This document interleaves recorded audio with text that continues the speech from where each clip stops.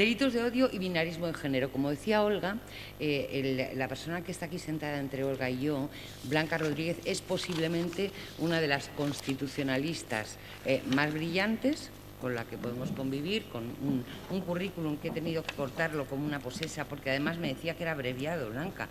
¿Cómo iba a ser abreviado si tenía 45 folios? Y con un currículum brillante y además una especialización.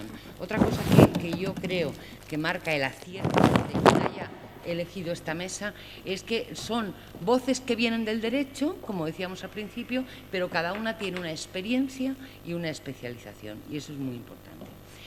Blanca tiene una larguísima trayectoria en estudios de género. De hecho, su perspectiva de la propia Constitución con una mirada de género, yo creo que es fundamental, ¿no? Y quiero hablar de binarismo de género. Es profesora de Derecho Constitucional de la Universidad de Sevilla, titular en el Departamento de Derecho Constitucional, doctora en Derecho por el Instituto Universitario Europeo de Florencia, ha sido investigadora postdoctoral en la Universidad de Frankfurt am Main y ha realizado estancias en Yale, en Lancaster y en Londres. Su trabajo, publicado en revistas editoriales españolas y extranjeras, desarrolla una aproximación interdisciplinar al derecho, asomándose especialmente a la filosofía, la ciencia política y la antropología social. Sus temáticas principales giran en torno a los derechos fundamentales, la ciudadanía democrática y la construcción teórica del Estado. Que no estaría mal también hablar de la construcción simbólica, porque fíjate todo lo que tiene que ver con todo lo que nos está pasando y lo que estamos viviendo ahora con lo simbólico, ¿no? Todo ello, principalmente, como he dicho al principio, desde una perspectiva de género. No se olviden que el género es un método científico. La perspectiva de género es un método científico. El feminismo es una ideología, el sexo es el sexo, con diferentes identidades. El género es un método científico, es una perspectiva. Digo, en el sentido de la investigación, ¿no? No me voy a meter yo en ese jardín. En esta línea es responsable de la Clínica Legal en Derechos Fundamentales de la Universidad de Sevilla, colaboradora habitual de Euromed, Iniciativa Europea para la Igualdad de Género en la región del Mediterráneo. Ha sido galardonada con el Premio Meridiana en 2018 a la mejor iniciativa I+D+I en materia de género. Tiene una actividad académica, divulgadora y científica apabullante. Estamos convencidos que no duerme, ¿verdad, Olga? Que no duerme o que tiene algún secreto que le hace doblarse. Es también una activista combativa desde la necesaria renovación teórica y no solo teórica a la que está llamada, digo yo, la universidad. Al menos, si quiere seguir la universidad siendo útil y aportar diagnósticos rigurosos y tal cual le pedimos, necesita la sociedad críticos. Blanca, a ver si nos explicas qué es el binarismo y qué tiene que ver el odio y el binarismo. Bueno, es un gusto estar entre amigas.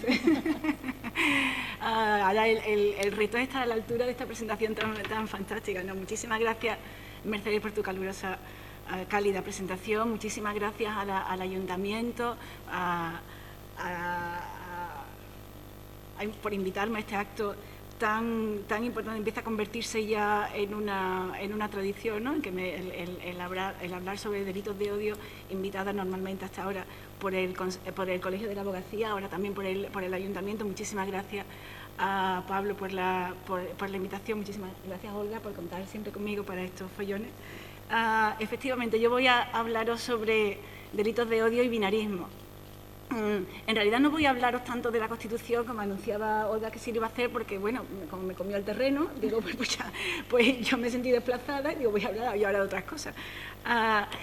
Mi reflexión va a ir en torno me voy a atrever yo, con permiso de Manolo y los demás penalistas, a meterme a hacer disquisiciones sobre el porqué de los delitos de odio y en concreto el porqué de los delitos de odio que tienen que ver con el género. Y lo voy a hacer en términos para suscitar el debate o invitar a pensar sobre, poniendo el tema en la llaga de esta cuestión que se encuentra ahora, que es un punto de disenso dentro del feminismo, ¿no? Hasta dónde llega el género, qué pasa con el movimiento LGTBI o con la discriminación por motivos de orientación e identidad sexual, y cuál es su relación con la discriminación por razón de sexo, género, digamos, convencional, mujeres contra varones. Yo voy a proponer la teoría como hipótesis de trabajo de que estamos hablando de variaciones del mismo tema, un poco en la línea de la construcción del Estado en clave de género, y voy a hacer un recorrido muy somero a través de alguna normativa europea con alguna referencia a la jurisprudencia española, fundamentalmente para que percibamos que estamos efectivamente ante distintas... ¿Cómo funciona esto? Ante variaciones del mismo tema. Bueno, sin más preámbulo. Digo, yo me atrevo a decir, bueno, ¿por ¿cuál es la función del derecho penal? Yo después vosotros me corregís si lo tenéis a bien cuando participéis. Al menos esto es lo que yo le digo a mi alumnado. Si me decís que estoy equivocada, cambio de discurso en las clases. Yo le digo, la función del derecho penal es castigar la perturbación de nuestros principios de convivencia democrática, ¿no?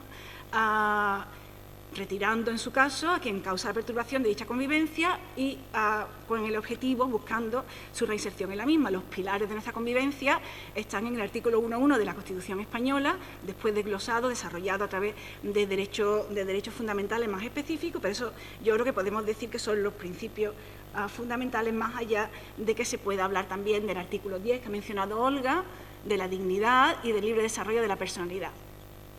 Yo digo de entrada que para mí la dignidad en un contexto democrático no puede tener más contenido que la protección de nuestra autonomía ciudadana, ¿vale? Y en algún momento hice un análisis de la jurisprudencia constitucional de en qué sentido utiliza el Tribunal Constitucional el término dignidad, y quien esté aburrido un sábado por la tarde y no esté lloviendo, no tenga ganas de salir, pues que lo haga. Cada vez que haga una búsqueda en Internet, cada vez que el Tribunal Constitucional dice dignidad, haced el ejercicio de sustituirlo por autonomía, y encaja perfectamente. En nuestro sistema democrático, la dignidad no puede sino ser la autonomía, que es casi una especie de simbiosis entre igualdad y libertad, justicia y pluralismo. Si el objetivo del derecho penal es mantener los principios de nuestro, o de alguna forma apartar a quienes agreden de manera especialmente grave estos principios de nuestra convivencia, y si nos quedamos ahora mismo con el principio de justicia, en el que podemos incluir la justicia, o sea, la autonomía como una cuestión, el reconocimiento de nuestra autonomía como una cuestión de justicia, a mí me gusta siempre hablar de la teoría de Nancy Fraser en torno a la justicia, porque estamos acostumbrados a hablar de justicia de redistribución, justicia redistributiva. Y ella, la justicia redistributiva, añade la justicia como reconocimiento.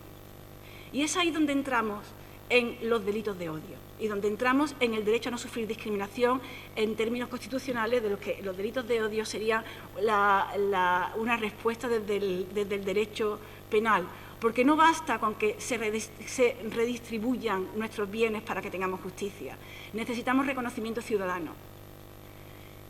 Y la discriminación es el fenómeno que se produce cuando no le otorgamos reconocimiento ciudadano a un determinado colectivo. Solamente con la conjunción de justicia redistributiva y de justicia de reconocimiento podemos tener una participación ciudadana basada en el principio de autonomía, ¿vale? La justicia tiene que tener esas dimensiones, esas dos dimensiones. Lo cual nos lleva de nuevo, para que lo entendamos, Olga ha hecho alguna referencia de que es importante entender cuál es el trasfondo de los delitos de odio. El trasfondo de los delitos de odio es discriminatorio, igual que es el agravante del artículo 22.4 ¿no? Lo dice expresamente, agravante por discriminación por una serie de motivos. Es discriminatorio y es necesario que entendamos en qué consiste la discriminación como fenómeno intergrupal. La discriminación no es una mera diferencia de trato peyorativa que no tiene suficiente justificación. Lo es una diferencia de trato peyorativa que no tiene suficiente justificación. Ahora no me voy a meter a poner ejemplos que yo siempre pongo en mis clases de un caso de mera quiebra del principio de igualdad o del derecho a la igualdad, que es una diferencia de trato peyorativa que carece de suficiente justificación, y una quiebra o violación del derecho a la igualdad que además es discriminatoria. Porque para que sea discriminatoria es necesario que exista, que tenga una dimensión intergrupal. Las dinámicas discriminatorias son dinámicas intergrupales que se producen entre colectivos sociales. Son aquellas dinámicas que pueden permitirse, de forma más o menos consciente, infligir a algunos colectivos, personas que pertenecen a colectivos, que tienen una posición de preponderancia social, frente a otras personas que no la tienen. ¿Vale? Con el objetivo más o menos consciente, más o menos por inercia, más o menos pues, aprendido, de mantener esa posición de privilegio social. ¿Vale? La discriminación es necesariamente una relación intergrupal que necesariamente inflige una persona que tiene ciertos privilegios sociales a otra que no los tiene. Por supuesto, la cosa es mucho más compleja, la discriminación es interseccional, o nuestra pertenencia a colectivos sociales es interseccional. Yo soy mujer, pero bueno, soy caucásica.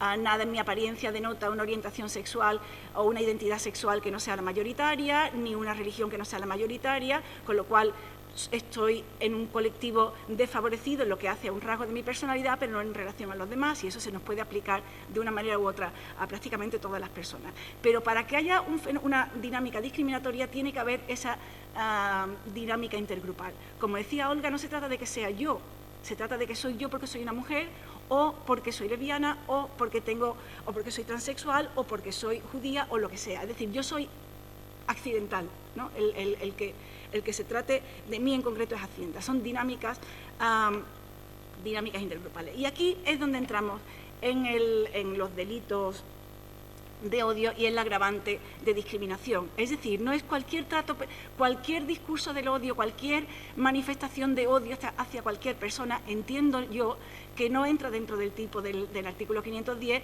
o del agravante de discriminación, ¿no? del artículo 22.4. No era, entiendo yo, la intención del legislador. La intención del legislador es mantener la justicia de reconocimiento como un requisito para nuestra participación en el espacio democrático. Y aquí nos encontramos con el tema porque eso se aplica a todas las dinámicas discriminatorias por cualquier motivo, ¿no?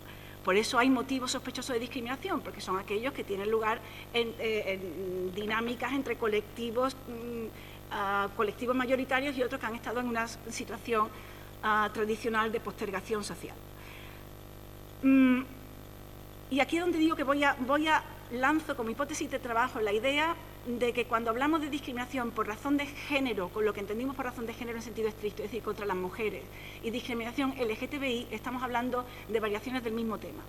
Es todo género, ¿vale? Con sus matices, pero de entrada es todo género. Lo lanzo, después si queréis lo discutimos.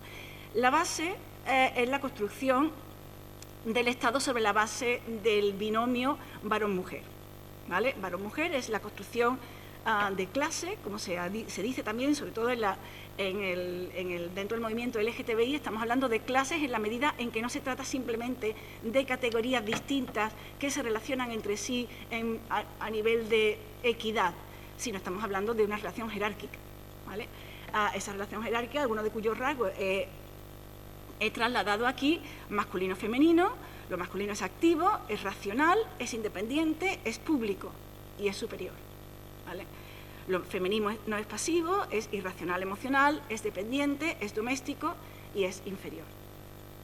Esto que teorizó también Carol Pateman, una politóloga ya, una clásica moderna australiana, en el año 88, es el contrato sexual que subyace al contrato social, ¿no? Esto no fue casualidad, es fruto de un pacto binómico para repartirnos tareas ciudadanas, o mejor, que firmaron entre sí los varones, para desplazar, como digo aquí, hacia las mujeres las labores de atención a toda dependencia propia y ajena. Atención que tiene lugar en lo doméstico. Solamente así pueden los varones poner en escena, porque es una puesta en escena, es una actuación en clave performativa, Judith Butler, de su perfil independiente, racional y activo, ¿no? Es una puesta en escena porque los varones tienen tantas dependencias como las mujeres, ¿vale? Y hay tantas personas dependientes de ellos como de las mujeres, pero se pone en escena la ficción de que no es así. ¿Por qué digo que la discriminación por razón de género en sentido estricto, como la conocemos, y toda discriminación LGTBI son variaciones del mismo tema? porque son todas traiciones a ese pacto social sexual, son todas traiciones.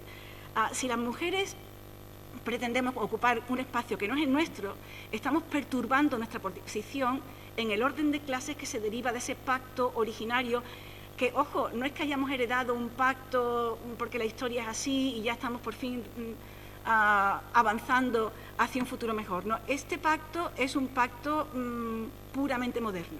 En la premodernidad las cosas serían mejores o peores, pero sin duda eran distintas.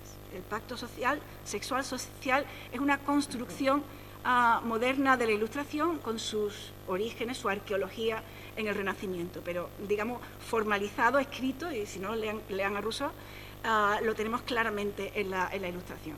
Si las mujeres queremos ocupar un espacio que no es nuestro, estamos perturbando ese orden, el orden que se deriva del pacto social sexual. Si las mujeres además somos homosexuales, estamos incumpliendo nuestras obligaciones de clase, pero eso nunca ha importado mucho, porque total, queda entre nosotras, mientras que satisfagamos seamos capaces de satisfacer la necesidad de dependencia de los varones, está bien. Los varones homosexuales son traidores al pacto social sexual. Monique Wittig, eso una filósofa francesa lo teoriza como hablando del pacto heterosexual.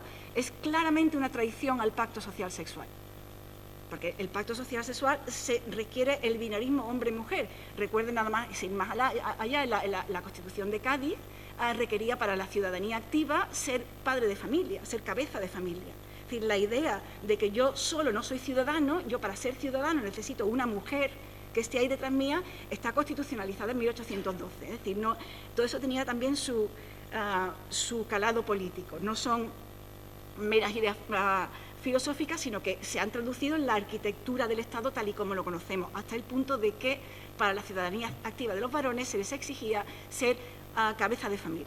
Con lo cual, varones homosexuales son traidores al pacto sexual porque traicionan la obligatoriedad de que haya una unión binaria hombre-mujer. Por no hablar de los varones y las mujeres transgéneros, que no son ya traidores al pacto, son traidores de clase, traidores y traidoras de clase. O sea, estamos hablando de que un varón deja de ser varón para convertirse en mujer. Es un traidor de clase. Nunca se le va a reconocer que es una mujer, es simplemente un traidor de clase, punto. Y una mujer, digamos un hombre trans, una mujer desde la perspectiva binaria clásica, es una infiltrada.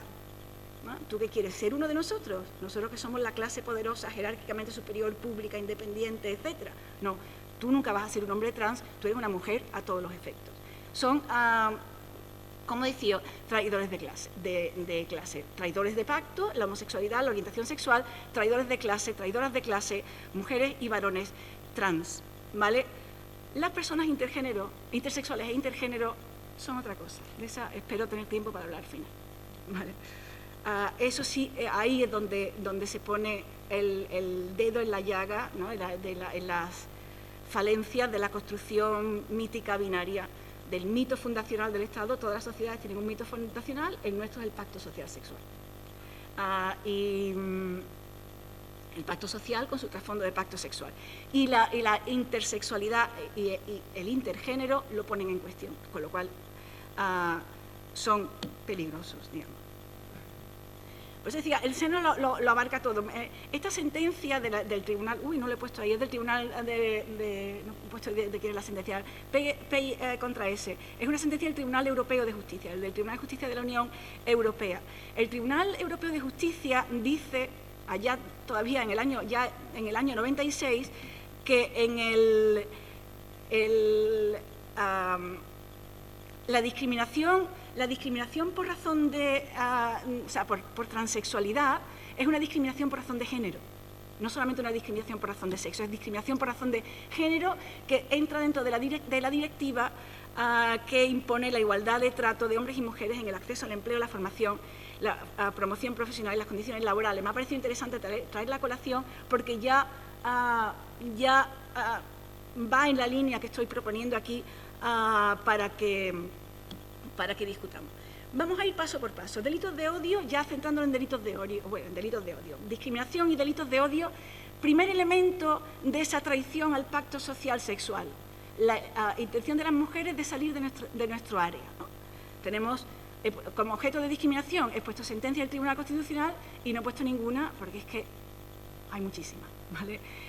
Después del derecho a la tutela judicial efectiva, el derecho a no sufrir discriminación y en concreto a no sufrir discriminación por razón de sexo o género es aquel que ha generado más jurisprudencia, es ingente, ¿vale? Así que cualquier cantidad, ya, cualquiera, ¿vale?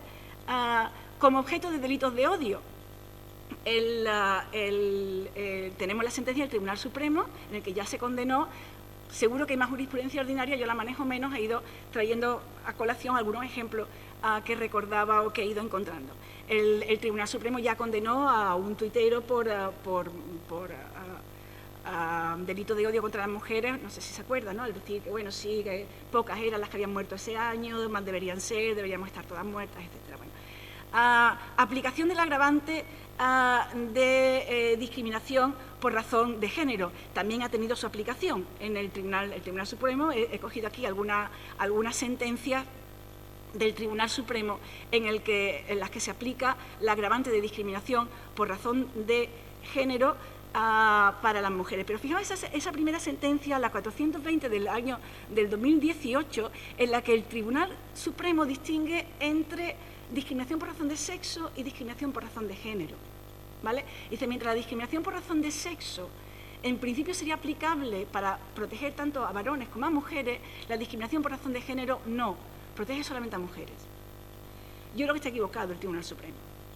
De hecho, no es la línea que, como vimos ya, a la que ya apuntaba el Tribunal Europeo de Justicia en los años 90, pero bueno, ahí tenemos esa afirmación del Tribunal Supremo. Yo creo que realmente lo que está intentando darle sentido a la diferencia entre el sexo y el género. Bueno, discriminación por circunstancias biológicas podría ocurrir contra mujeres y varones, pero por circunstancias socioculturales solamente contra mujeres, dice el Tribunal Constitucional. Ahora bien, perdón, el Tribunal Constitucional, el Tribunal Supremo. Lo que sí tenemos que tener claro es que el género y los fenómenos discriminatorios protegen al colectivo desfavorecido, ¿vale? Entre mujeres y varones va a ser las mujeres. Pero no porque el género sea solamente nuestro, los hombres también tenéis género, ¿vale?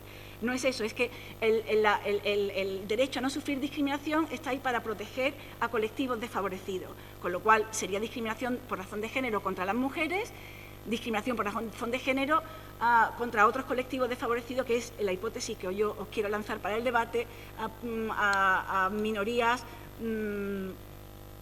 sexuales y de género por orientación e identidad sexual, aunque tenga su propia cláusula específica que para mayor claridad ha ido introduciendo la ley. Lo que sí dice claramente el Tribunal Supremo, bueno, es que la agravante de género es compatible con la agravante de parentesco, que se aplica, exista o no, haya existido o no, o exista o no, una relación sentimental, a diferencia de la violencia de género, entre el autor y la víctima, y que no es necesario que exista una intención de humillar, de prevalimiento, ¿no? Ese factor discriminatorio de un grupo, un colectivo que prevalece sobre el otro. No tiene que haber intención de prevalimiento para mantener tu estatus social, no, es suficiente con que esté implícito en el contexto, ¿no? Por orientación sexual, tenemos que ya lo introdujo el Tribunal Constitucional entre los motivos sospechosos de discriminación en el año 2006, la sentencia 41-2006. Tenemos una sentencia, la que he encontrado, puede que haya más, he encontrado una sentencia de la Audiencia Provincial de Barcelona en la que se condena por delito de odio a un individuo que empieza a insultar a una señora, sale el hijo en su defensa y dice, bueno, si encima es gay, empieza a insultarla, a decirle cualquier cantidad de cosas, y le condena. Y como agravante también he encontrado una sentencia del Tribunal Superior de Justicia de Cataluña en el que se había agredido con piedras, a pedradas, a una pareja gay. Entonces, pues aplica el Tribunal Superior de Justicia la agravante del 22.4 de discriminatoria. Y hay una cantidad ingente de sentencias en el Tribunal Europeo de Derechos Humanos, igual por discriminación por razón de género en sentido estricto contra las mujeres y por orientación sexual. tengo aquí algunas. Discriminación hay muchísimas. En el ámbito de las Fuerzas Armadas, ámbito de derechos parentales, típicas parejas se divorcian, él resulta que es gay, no le quieren dar derechos de visita, bueno, el Tribunal Europeo decide que sí, ya en el año 99. Esta me pareció muy interesante, discriminación en la edad de prestar consentimiento a relaciones sexuales, que para las relaciones del mismo sexo era más alta esa edad en Austria que para las relaciones de sexo distinto, y el Tribunal Europeo de Derechos Humanos dice, en fin, eso no tiene ningún sentido. Eso dice el Tribunal Europeo, que no hay ningún tipo de base para eso. De hecho, luego los austríacos pensaban que los hombres maduran después. Lo malo es que además como hipótesis es interesante, es tentadora. Además, se aplicaba solo a las relaciones de varones, homosexuales de varones, no a la de las chicas. Ella ya está madura. Sí, no, pero se extendía tipo hasta los 19 años, una barbaridad. ¿Perdón? 16, ella es 16. La edad, ella no la recuerdo. Ella creo que era 16, pero ellos hasta los 19 años. Era una tremenda. Subrogación arrendaticia, hemos tenido casos que han llegado al Constitucional español.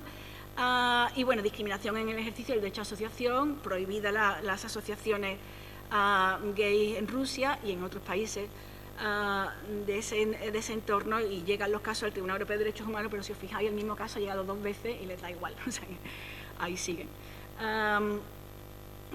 Hablando ya específicamente del discurso de odio, es interesante, el Tribunal Europeo de Derechos Humanos ha dejado claro, el discurso de odio no tiene cabida dentro del artículo 10, que es el que defiende la libertad de expresión. El artículo 10 permite penar la incitación al odio. No hace falta que haya incitación a la violencia o actos criminales, basta que haya insultos, ridiculización, difamación de personas pertenecientes a colectivos determinados que puedan dar lugar a la violencia sin que la incitación sea directa. Y aquí el tribunal tiene, no sé si conoce, el artículo 17 del Convenio Europeo de Derechos Humanos prohíbe el abuso del derecho, ¿vale? El abuso del derecho es usar un derecho para vulnerar los derechos de los demás. Y es un artículo delicado porque puede convertirse en un límite no contrastado que no se somete a los requisitos habituales de limitar libertades y derechos. Y el Tribunal Europeo hace un uso muy restringido de él. Pero hay 3 tipos de casos, o 2 y medio, digamos. Uno en los que dice, esto no tiene nada que ver con el derecho, ni entro a mirar el caso. Otro en los que dice, bueno, esto... acabo de empezar. Esto es lo que dice, gracias, es lo que dice, voy a entrar a mirar el caso, después decido que no voy a aplicar los requisitos de proporcionalidad, etcétera, para resolverlo, porque una vez visto el caso es obvio que estamos ante un abuso del derecho. Y un tercer grupo de casos en los que sí entra a analizar los requisitos de que se persiga un fin legítimo, que la medida restrictiva sea necesaria en una sociedad democrática, etcétera. Y ahí es donde mete los delitos de odio en general, no en general, por razón de género, porque los delitos de odio racial sí muchas veces ni entra a conocer del caso, pero con contenido de género sí hace la ponderación. Y aquí tenéis algunos ejemplos de orientación sexual. Bueno, voy a ir rapidito porque quiero al menos dar una pincelada de identidad sexual. Este caso es muy interesante porque fijaos cómo la Corte Interamericana de Derechos Humanos hace referencia a cómo la violación el maltrato a un hombre por su orientación sexual supone un mensaje para todas las personas LGTBI, es decir, cómo asume la dimensión intergrupal que hay detrás de todo acto discriminatorio. Y lo dice expresamente, esa sentencia es muy interesante. Bueno, tenemos aquí un par de recomendaciones, voy a ir muy rapidito, ¿vale? Si alguien después quiere le paso la presentación. Esto lo ha presentado ya Olga, los datos de la... Vamos a entrar en la identidad sexual, ¿vale? La identidad sexual, el Tribunal Constitucional la ha reconocido como motivo sospechoso de discriminación, sentencia 176 del año 2008, aunque no concedió el amparo, pero la reconoció. Tenemos una sentencia que he encontrado de un juzgado penal de Barcelona en que se condena a un portero de discoteca por negar la entrada a una mujer trans porque no coincidía su aspecto con el sexo que tenía en el carnet de identidad, nada más que por eso. lo tenemos dentro, bueno, la tutela dentro del marco de derechos a la integridad física y a la intimidad, la sentencia del Tribunal Constitucional 99 del año pasado, en la que se reconoce el derecho de los menores a la reasignación de género. Y tenemos supuestos de delitos de odio, ¿no? Aquí Olga me pasó un par de ejemplos porque yo no era capaz de encontrar alguno. Bueno, tenemos la investigación de esta que sí, del policía local de Benidorm, que empezó a insultar a una mujer trans. Bueno, ese hombre está bajo investigación judicial y hay algún caso que otro. Y tenemos sentencias del Tribunal Europeo de Derechos Humanos. No he encontrado sentencias de delitos de odio específicos, de transfobia. Se aplica la doctrina que el tribunal desarrolla para la orientación sexual, pero ahí sí hay bastantes sentencias sobre la capacidad, o sea, el derecho a la reasignación de sexo-género, y hay jurisprudencia interesante. Aquí sí que me voy a tener un segundito a mencionar una cosa y después ya voy rápido, prometo. No, rápido. Vale. Bueno, vale. El Tribunal Europeo de Derechos Humanos ha reconocido que existe el derecho a la reasignación, ¿vale?, sin necesidad de esterilización. Eso es un atentado contra la integridad física. Ha reconocido también derecho a la reasignación en supuestos en los que no había cirugía, ¿vale?, pero no ha descendido a reconocer el derecho a la reasignación sin cirugía. No se ha pronunciado explícitamente sobre la existencia de un derecho a la reasignación de sexo-género sin cirugía, ¿vale? Ha reconocido el derecho sin entrar a analizar, por otras razones, pero sin entrar a analizar ese supuesto. Y en lo que concierne a la evaluación médica de disforia, lo ha dejado al margen de apreciación de los Estados. ¿Vale? Sí tenemos que existe todo un movimiento en contra del requisito de la reasignación. La ha dejado al margen de apreciación de los Estados porque dice que no hay consenso internacional, porque el Tribunal Europeo de Derechos Humanos funciona así. Él recoge un poco el estado de la cuestión, y si no hay consenso, no hay consenso, lo cual podemos seguir avanzando para que haya ese consenso, de que no sea necesaria el diagnóstico de disforia. Vemos que la Asamblea Parlamentaria del Consejo de Europa recomienda que no exista ese diagnóstico. La propia OMS ha acordado eliminar los trastornos de identidad de género de la lista de enfermedades mentales. Hay 6 países en Europa que no lo requieren, que los tenéis aquí. La tendencia parece ir en ese sentido. Intersexualidad. Y ya, de verdad, doy un par de pinceladas y lo dejo para el debate. La intersexualidad sí pone en la picota la construcción sexo-género sobre la que se apoya el Estado. Hasta aquí estamos hablando hemos hablado todo el tiempo de poner en cuestión los pilares de nuestro Estado, es decir, no algo circunstancial, más o menos circunstancial, sino los propios pilares que nos definen como Estado social y democrático de derecho se han forjado con perfil de género, perfil binómico de género, binómico heterosexual de género. La máxima transgresión con la que estábamos acostumbrados a tratar es la transexualidad, la traición, ¿no? la infiltración en el otro bando. Ahora estamos hablando de personas que nacen intersexuales. Estamos hablando de personas biológicamente intersexuales que ponen esencialmente en cuestión las premisas sobre las que descansa nuestro Estado, ¿vale? Y no son pocas.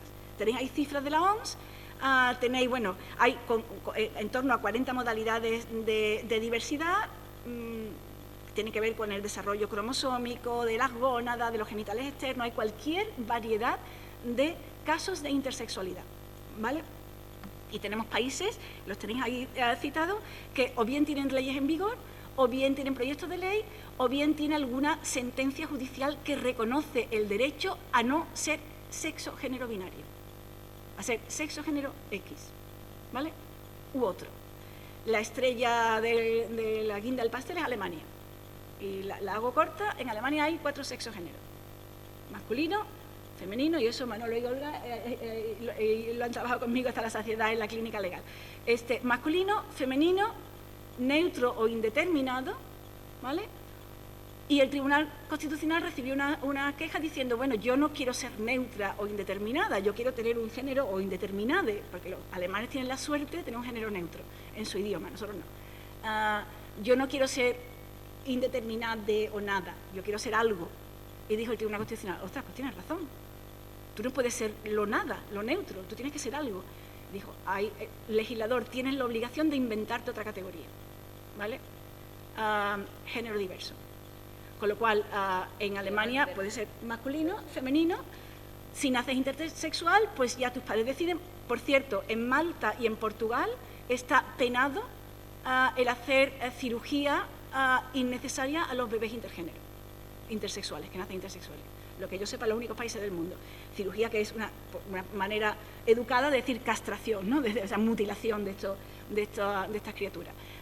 En Alemania y en otros países, como hemos visto, pero Alemania es la estrella porque tiene 4 sexogéneros. El país pionero fue Australia, seguido de Nueva Zelanda, tenemos Alemania, tenemos Austria, 4 posibilidades.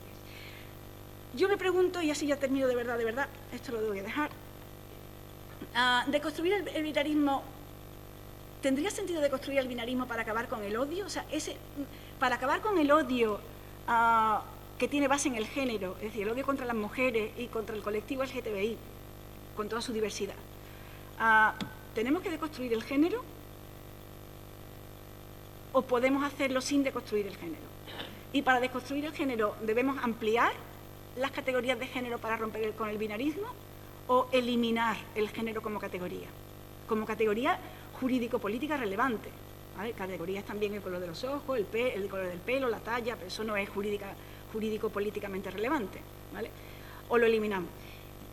Y he querido terminar con traducida por mí, esta reflexión de Kate Bornstein, a la cuya referencia me la pasó Olga. Bueno, es fantástica, es una mujer trans americana que, bueno, tiene este libro es una edición revisada y tiene muchísimas reflexiones muy interesantes. Es una mujer muy activista, es dramaturga, es actriz, es activista, bueno, hay un montón de cosas.